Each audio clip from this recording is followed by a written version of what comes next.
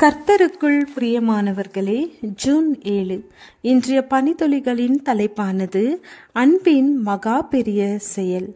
வசனம் ரோமர் 5வது அதிகாரம் 18வது வசனம். ஒரே நீதியினாலே எல்லா மனுஷருக்கும் ஜீவனை அளிக்கும் நீதிக்கு ஏதுவான தீர்ப்பு உண்டாயிற்று.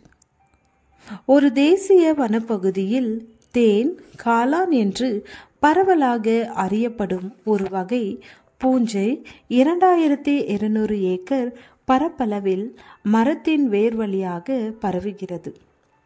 இது இதுவரை கண்டிராத மிகப்பெரிய உயிரினம் ஆகும். இது மரங்கள் வளரும் போதே அவைகளை கொன்று விடுகிறது. ரைசோமாப்ஸ் என்று இந்த குறுகு நீள்படிவ இலைகள் மண்ணுக்குள் சுமார் 10 அடி ஆழம் மட்டும் சுரங்கம் போல் ஊடுருவுகிறது. இந்த உயிரினம் நம்ப முடியாத அளவுக்கு மிக பெரியதாக இருந்தாலும் அது சாதாரணமாகவே வளர ஆரம்பிக்கும்.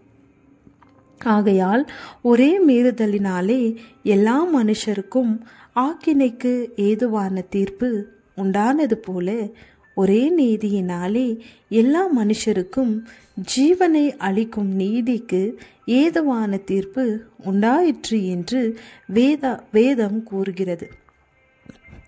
அப்போஸ்தலனாகிய பவுல் ஆதாம் மற்றும் இயேசு ஆகிய இரு நபர்களை வேறுபடுத்தி காண்பிக்கிறார். அப்படியிருந்தும் மரணமானது ஆதாம் முதல் மோசே வரைக்கும் ஆதாமின் மீறுதலுக்கொப்பாய் பாவம் செய்யாதவர்களையும் ஆண்டு கொண்டது. அந்த ஆதாம் பின்பு வந்தவருக்கு முன்னடையாளமானவன். ஆனாலும் மீறுதலின் பலன் கிருபை வரத்தின் பலனுக்கு ஒப்பானதல்ல. எப்படியெனில் ஒருவனுடைய மீறுதலினாலே அநேகர் மறுத்திருக்க தேவனுடைய கிருபையும் இயேசு கிறிஸ்து என்னும் ஒரே மனுஷனுடைய கிருபையினாலே வரும் ஈவும் அநேகர் மேல் அதிகமாய் பெருகியிருக்கிறது. ரோமர் 5வது அதிகாரம் வசனம் 14-15. மனுக்குலத்தின் பாவ பிரச்சனையை கையாள அவருக்கு ஒரு வழி இருந்தது.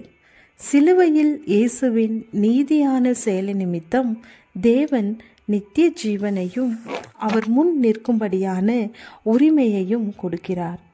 கிறிஸ்துவின் அன்பு மற்றும் கீழ்ப்படிந்த செயல் ஆதாமின் ஒரே கீழ்ப்படியாமையை மேற்கொள்ளும் வல்லமையுடையதாயும் எல்லோருக்கும் ஜீவனை கொடுக்க வல்லமை வாய்ந்ததாகவும் இருந்தது. இயேசு தம்முடைய சிலுவை மரணத்தினால் அவரை விசுவாசிக்கும் யாவருக்கும் நித்திய ஜீவனை அளிக்கிறார். நீங்கள் இன்னும் அவருடைய மன்னிப்பையும் இரட்சிப்பையும் பெறவில்லை என்றால் இன்றைக்கு அதை செய்யுங்கள். நீங்கள் ஏற்கனவே ஒரு விசுவாசியாக இருந்தால் அன்பின் நிமித்தம் அவர் செய்த மகா பெரிய செயலுக்காக அவரை துதியுங்கள்.